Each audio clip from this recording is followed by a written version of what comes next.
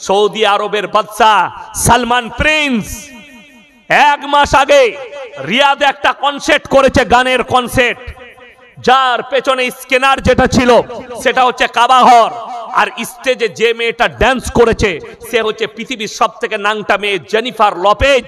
ন্যাংটো dress পরে, কুটা শরীর খোলা, খালি তার লজ্জা স্থান আর এই বুকগুলো, তার চেস্টগুলো খালি ঢাকা, বাকি তার শরীরের সব খোলা।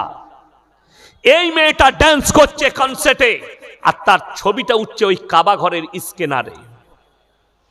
গোটা পৃথিবী নীরব হয়ে দাঁড়িয়ে আছে।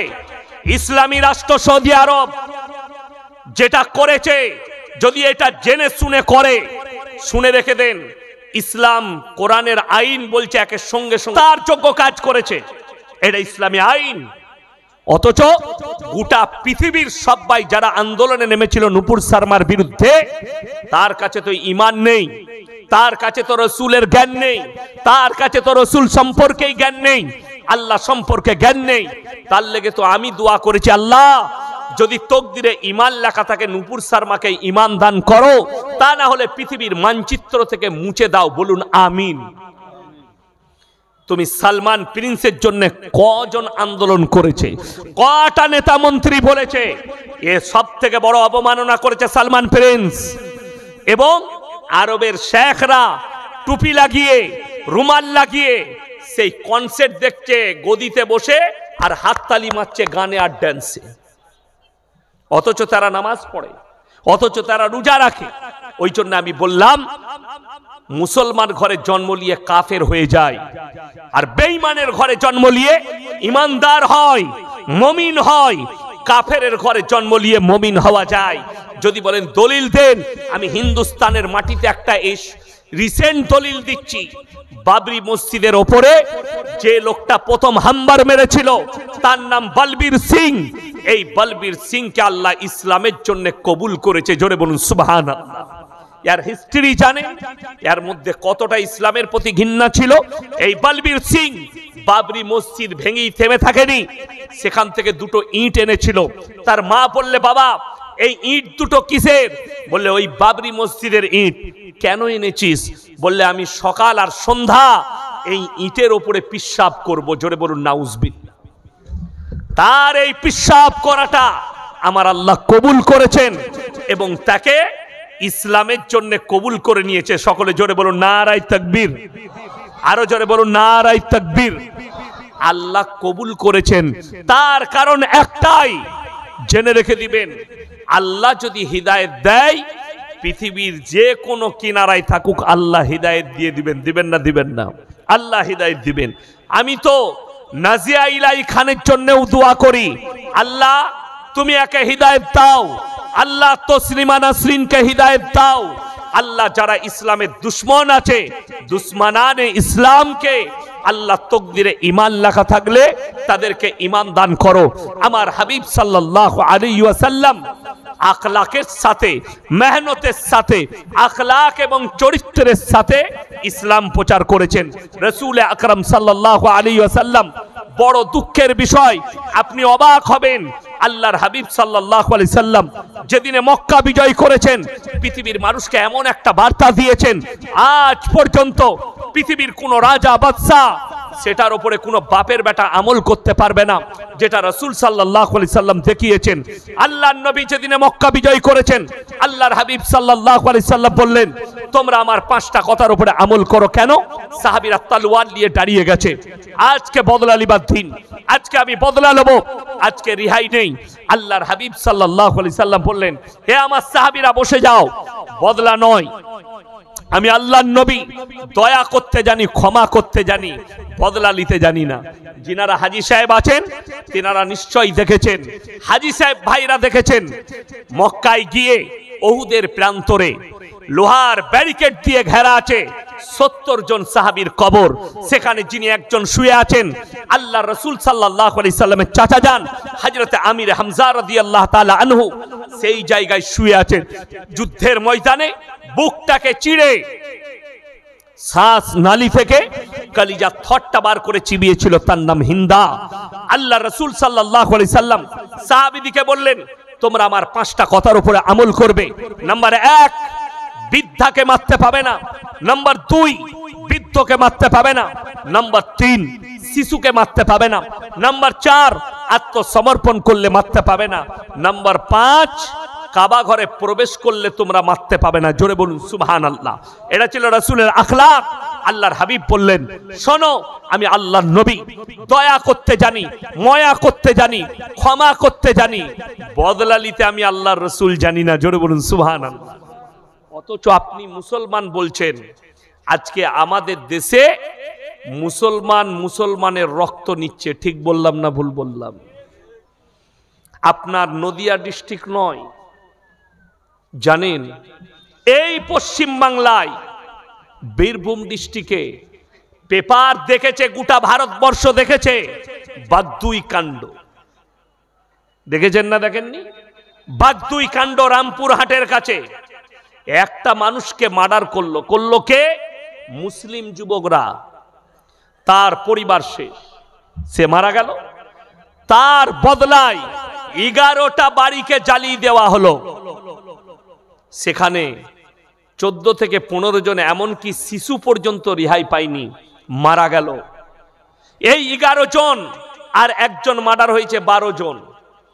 এরপরে সিবিআই নিজের হাতে কেস নিয়েছে, 40 জনকে হেরাসতে নিয়েছে, তাদেরকে কাস্টাডিতে রেখেছে 40 জনকে। 40 আর 12 কত বাবা?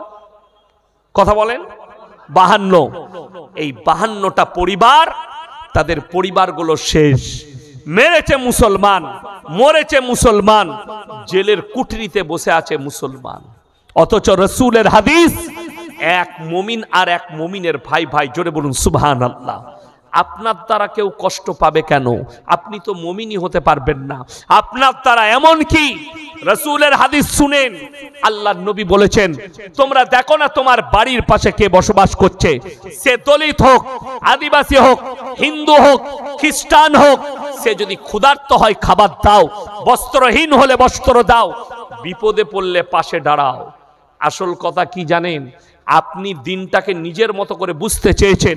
আজকে সমাজ আলেম থেকে বিচ্ছিন্ন, আজকে সমাজ কোরআন থেকে বিচ্ছিন্ন, আজকে সমাজ রাসূলের হাদিস থেকে বিচ্ছিন্ন, যার কারণে বেঈমান কাফেররা হারামগুলোকে আপনার কাছে হালাল বলে ঢুকিয়ে দিয়েছে, অ-ইসলামিক কালচারটাকে ইসলামিক বলে চালিয়ে দিচ্ছে। আজকে তো নদিয়া ডিস্ট্রিক্টে নেই, না আছে নাকি জানি না, আমার বর্ধমান জেলায় দেখুন, নিকাহটা সুন্নত না সুন্নত নয়? সুন্নত। অথচ মুসলিমরা এই সুন্নতের সঙ্গে অ-ইসলামিক এতগুলো কালচার ঢুকিয়েছে, যেগুলো সব ইসলাম বিরোধী। একটা ইমামকে 1000 টাকা বিয়ে পড়ানো দিতে গেলে এদের চোখে বাজে, এদের অন্তরে ব্যথা হয়। অথচ 5000 টাকার ডিজে নিয়ে এসে ড্যান্স করছে, বাজিয়ে, গান বাজিয়ে। আপনাদের এখানে গান বাজনা হয় না? বাবা রে, পানিটা দাও, তারপর দেখছি। কত বড় কষ্ট লাগে বলুন। আচ্ছা, গান বাজনা হারাম না হালাল বাবা? হারাম। যদি গান বাজনা হারাম হয়, আচ্ছা আপনি বলুন তো, কেউ যদি ইমামকে ওই 5000 টাকার গান বাজনা না করে, ইমামকে 5000 দেয়, ইমাম সাহেব দোয়া করবে না করবে না? আরে খেপা, তাহাজ্জুদে দোয়া করবে ইমাম সাহেব, যে আল্লাহ, আজকে অমুক ব্যক্তি তার বিটির বিয়েতে, তাদের বিয়াই মশাই আমাকে বিয়ে পড়ানো 5000 টাকা দিয়েছে, আল্লাহ তুমি আর জানে মালে বরকত দাও, আল্লাহ তুমি এদের দাম্পত্য জীবনকে সুখী করো। বিসমিল্লাহ, আলহামদুলিল্লাহ। অথচ এটা এলো কোথা থেকে? অ-ইসলামী। একটা আলেম অর্ডার দিয়েছে? কোন মৌলবি কোথাও বলেছে যে তোমরা গান বাজনা করবে বিয়েতে শাদিতে? বলেনি। আপনি অনুমতি নেননি। আপনি একটা বিয়ে করতে যাচ্ছেন, একটা বিয়ের অনুষ্ঠান করবেন, পরামর্শ কার কাছ থেকে নিচ্ছে?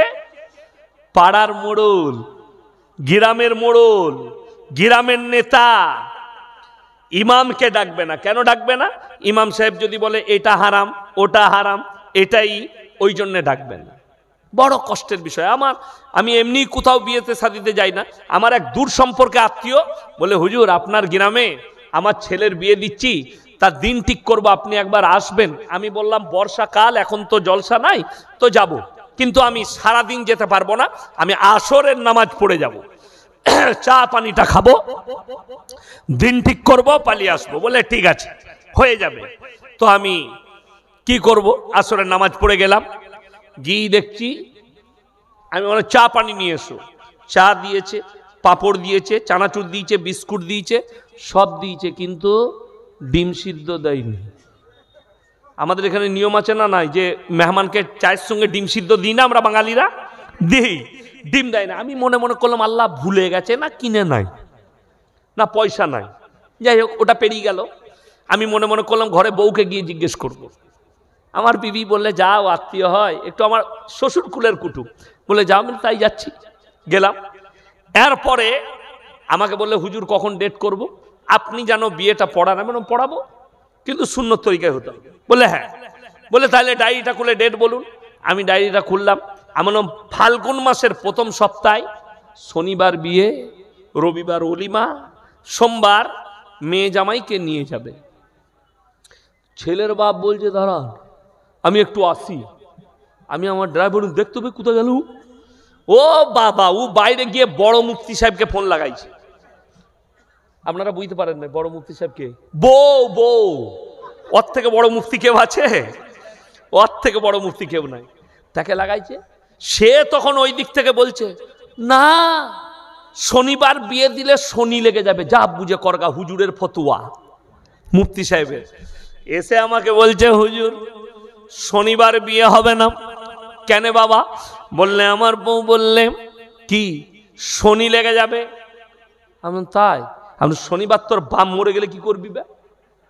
তো রেখে দিতে হবে, শনি লাগা যাবে না, শনি লেগে যাবে। অবাক হবেন, আমার কথা মানলো না, ডেট করলো। আমি আল্লাহর কাছে মগরিবের সময় দোয়া করলাম, আল্লাহ এই বিয়ে যেন ভেঙে যায়। আল্লাহ কবুল করেছে। 3 মাস পরে বলছে হুজুর বিয়ে ভেঙে গেল। আমি বললাম আলহামদুলিল্লাহ। আমরা এরপর তোমার বউকে জিজ্ঞেস করো মুফতি সাহেবকে, যে সোমবার বিয়ের ডেট করেলাম, এরপরে শনিটা কি করে এসে ওইখানে ঢুকে গেল।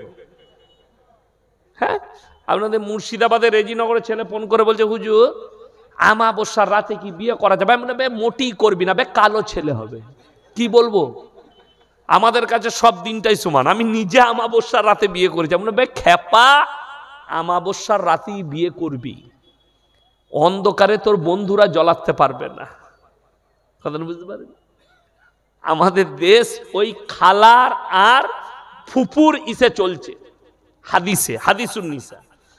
একটা ছেলে এখন ইয়ং ছেলে, নামাজ পড়ে, 5 ওয়াক্তের দাঁড়িয়ে আছে, বেচারা বিয়ে করেছে কাকে? একটা মাদ্রাসায় পড়া 20 পারা হাফেজ, 20 পারা হিফজ করেছে মেয়েটা, তাকে বিয়ে করেছে। এখন পাড়ার খালা বলছে, তার দাদি ফতোয়া দিয়েছে, হ্যাঁ বা তোর বউ যে কোরআনের হাফেজ, তো তুই যে হাফেজ লস বাপ, তাহলে তো তার উপরে তো চাপা যাবে না, কোরআন আছে বুকে। নাউজবিল্লাহ। এ ছেলে শালা ফেরে পড়ে গেছে। আমি কি পাপ করলুম একে বিয়ে করে? দাদি ফতোয়া দিয়েছে বউয়ের কাছে যাওয়া যাবে না, তোকে হাফেজ হতে হবে। এই বিরাট বিপদ। হুজুরের কাছে আমাকে ফোন করে বলছে হুজুর আমার দাদি বললে আমার বউ হাফিজে কুরআন, তার উপরে চাপা যাবে না, কি করবো? আমি বললাম তোর দাদিকে জিজ্ঞেস কর, বল ইয়াসিন সাহেব হাফেজ কারি, আমিও হাফেজে কুরআন। তো আমার বউ তো মাদ্রাসাতে পড়ে নাই, সাধারণ মেয়ে স্কুলে পড়েছে। হ্যাঁ সে কি করে আমার অর্ধেক শেষ হলো? খালার হাদিসে, দাদির হাদিসে।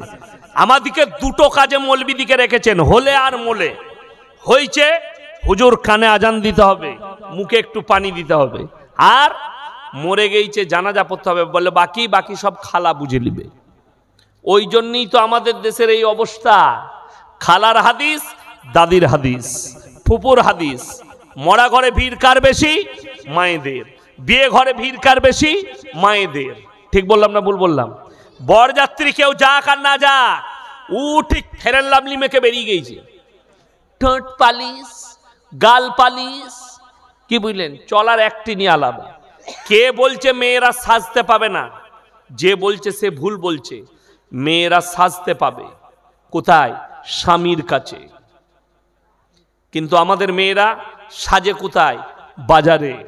আর স্বামীর কাছে যাই যখন, তখন খেপি মনে হয়। আর স্বামী বলে এই সরে যা। এই তখন মনে করে আমাকে ভালোবাসে না। এই তখন হুজুর খুঁজে বেড়ায় আমার স্বামী যেন আমাকে ভালোবাসে। বশ করার তাবিজ, খেপি। আমাদের তাবিজে অনেকজন এসে বলছে হুজুর আমার শাশুড়ি খুব জ্বালায়, শাশুড়িকে বশ করার একটা তাবিজ দাও তো। খেপি আমার তাবিজে যদি শাশুড়ি বশ হবে, আমি মোদিজিকে আগে বশ করতাম। কথাটা বুঝতে পারেননি? এদিকে কে বুঝাবে? ব্যবহার, আখলাক, চরিত্র ঠিক করো। যে বাড়িতে নামাজ নাই সেই বাড়িতে শান্তি নাই। লেখে রেখে নেন। শান্তি মানে ভালো মন্দ খাওয়া দাওয়া লয়, মিল, মোহাব্বত, প্রেম, প্রীতি, ভালোবাসা, ভ্রাতৃত্ব। শাশুড়ির উচিত এক দস্তারখানে খাওয়া। আপনার কাছে আপনি দিন কোনটাকে মনে করেছেন? বেঈমান কাফেররা এত সাতির আর এত ঠান্ডা মাথায় কাজ করেছে যে মুসলিম সমাজকে পুরো আলেম এবং কোরআনের বিরুদ্ধে নিয়ে গেছে। আর আপনি গেছেন আর আপনি মনে করছেন এই মৌলবীরা মূর্খ, এরা মিথ্যা কথা বলছে। আল্লাহর কসম মৃত্যু সত্য।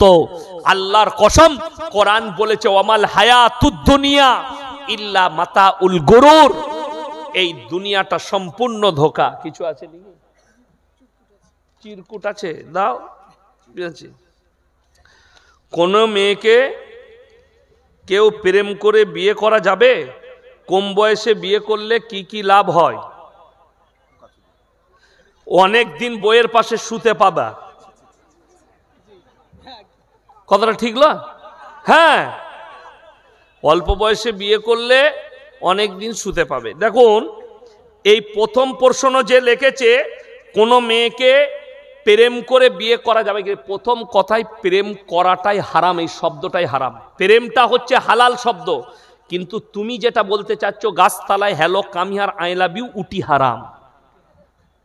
কিন্তু তোমার একটা মেয়েকে পছন্দ এলো, শুনেলেন হালাল তরিকা, আমার মেয়েকে আপনার পছন্দ হয়েছে, আপনি আমার কাছে প্রস্তাব পাঠাবেন কোনো মানুষের দ্বারা যার সঙ্গে আমার যোগাযোগ ভালো আছে, যে ইয়াসিন সাহেবের মেয়েকে আমার খুব পছন্দ, যদি আমার সন্তানের সঙ্গে বিয়ে দেয়, আমার ছেলেও পছন্দ করে, তাইলে সুখী হতো।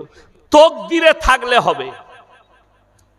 রেওয়ায়েতে আছে আল্লাহর হাবিব সাল্লাল্লাহু আলাইহি সাল্লামের মেয়ে হযরতে ফাতেমাতুজ জাহরা রাদিয়াল্লাহু তাআলা আনহার কাছে বিবাহের জন্য নবীজির কাছে প্রথম প্রস্তাব এনেছিলেন, তিনি হচ্ছেন হযরতে উসমান গনি রাদিয়াল্লাহু তাআলা আনহু। হাদিসে আছে। এবং নবীজি উত্তর দিয়েছিলেন, হে উসমান গনি, তুমি ফাতেমার থেকেও সুন্দর বিবি পাবে, ফাতেমা তোমার থেকেও ভালো স্বামী পাবে। এটা ছিল রাসূলের উত্তর। আমার ভাই, বেঈমান কাফেররা ঠান্ডা মাথায় তোমাকে এটাই চাপিয়েছে। তারা নাম রেখেছে ভ্যালেন্টাইন ডে, 14ই ফেব্রুয়ারি, কাজ হচ্ছে জিনা করা। তারা নাম রেখেছে রোজ ডে, কাজ হচ্ছে জিনা করা। তারা নাম রেখেছে কিস ডে, কাজ হচ্ছে জিনা করা। তারা নাম রেখেছে চকলেট ডে, কাজ হচ্ছে জিনা করা। এটা ইহুদি নাসারাদের বড় একটা চক্র ইসলামের উপরে, মাথায় রাখবেন। আর কোরআনে আছে নির্জনে একটা নারী আর পুরুষ এক কাছে হলে তৃতীয় নম্বর যে ব্যক্তি হাজরি দেয় তার নাম হচ্ছে শয়তান।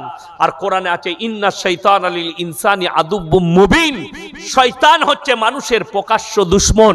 অর্থাৎ নির্জনে এক কাছে হতে পারবে না। আমার ভাই, এত ছোট গ্লাসে নিয়ে এলে আরো একটু বেশি করে আনতে হতো। ও মনে করেছে মালটা একটু মোটা পাড়াতে একটু বেশি ইলিয়ে যায়, তাই না?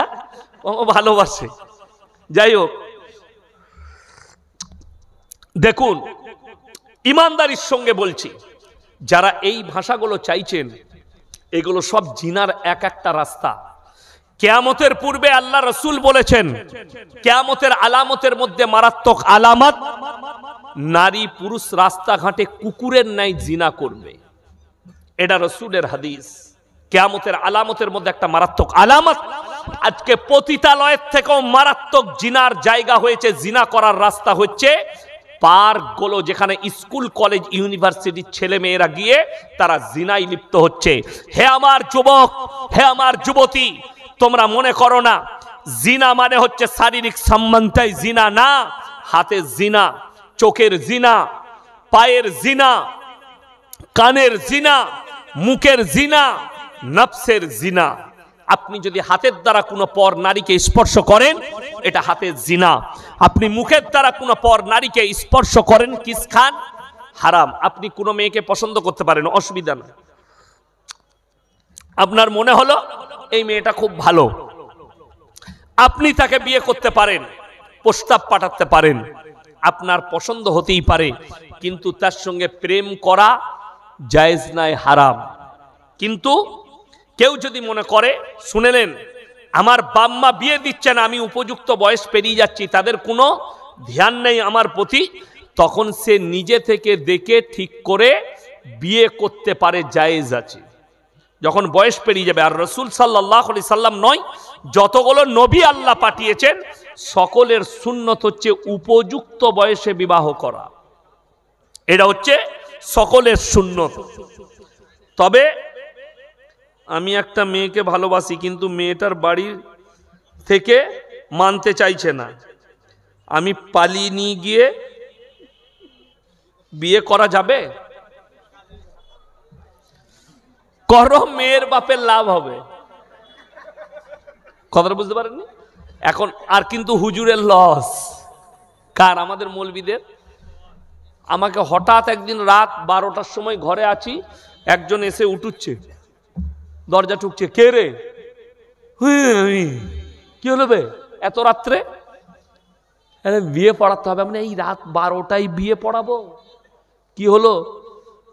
আমার বেটা না এটা মেয়ে নিয়ে পালিয়েছি। ওই বিয়ে তো আমি পড়াই না।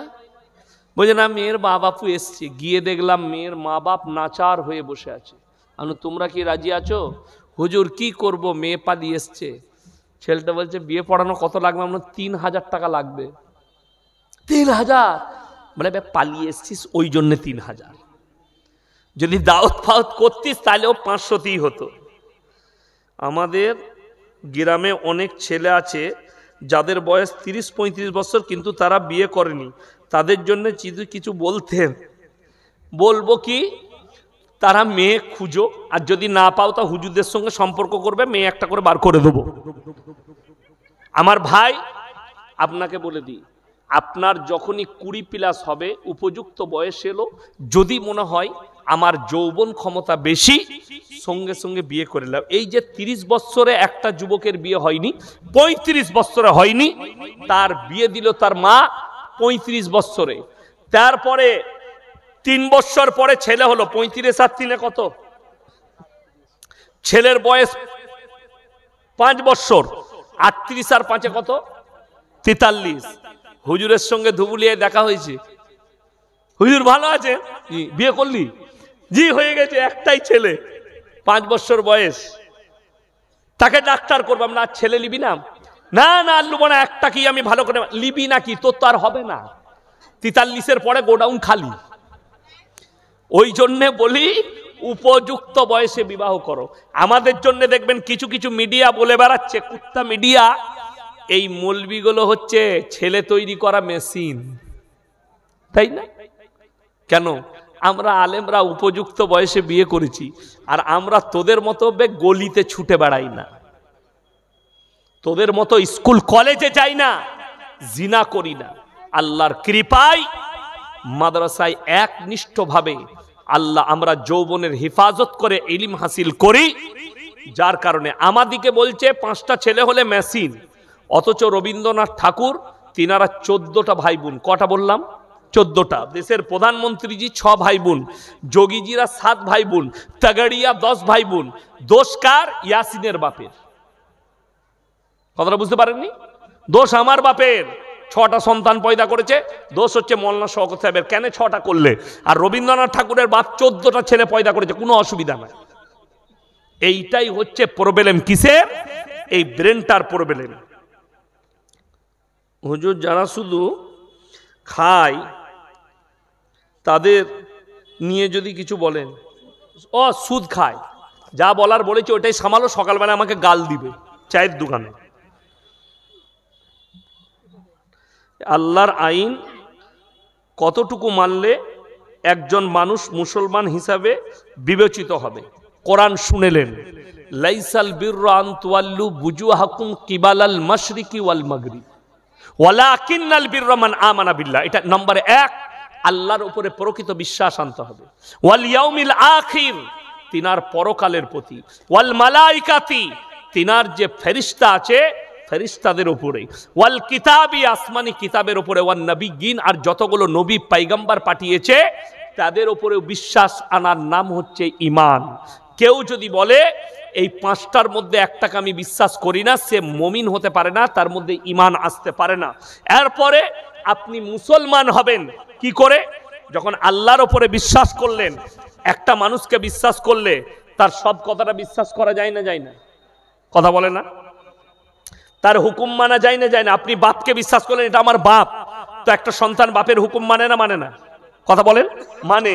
তো আপনি যখন বাপের হুকুম মানেন যে এটা আমার বাপ যা হুকুম করবে মানবো, আপনি যখন আল্লাহকে রব হিসাবে, সৃষ্টিকর্তা হিসাবে মানলেন, আল্লাহর যতগুলো হুকুম কোরআনে আছে ততগুলোই মানতে হবে। আপনি যখন বিশ্বাস করলেন মুহাম্মদ সাল্লাল্লাহু আলাইহি সাল্লাম আল্লাহর পাঠানো পয়গম্বর এবং আমি হচ্ছি তিনার উম্মত, তিনি হচ্ছেন নবী এবং তিনার উপরে আমি বিশ্বাস রাখি, তখন জানবেন নবীজির সমস্ত হাদিস এবং সমস্ত কথা মানার দায়িত্ব আপনার। ইচ্ছাকৃত নামাজ ত্যাগ করলে ঈমান থাকবে? জীবিত অবস্থায় মা বাবার খেদমত না করে মারা যাওয়ার পর সন্তানরা তাদের উদ্দেশ্যে দান খয়রাত করলে তাদের নাজাতের ব্যবস্থা হবে কিনা?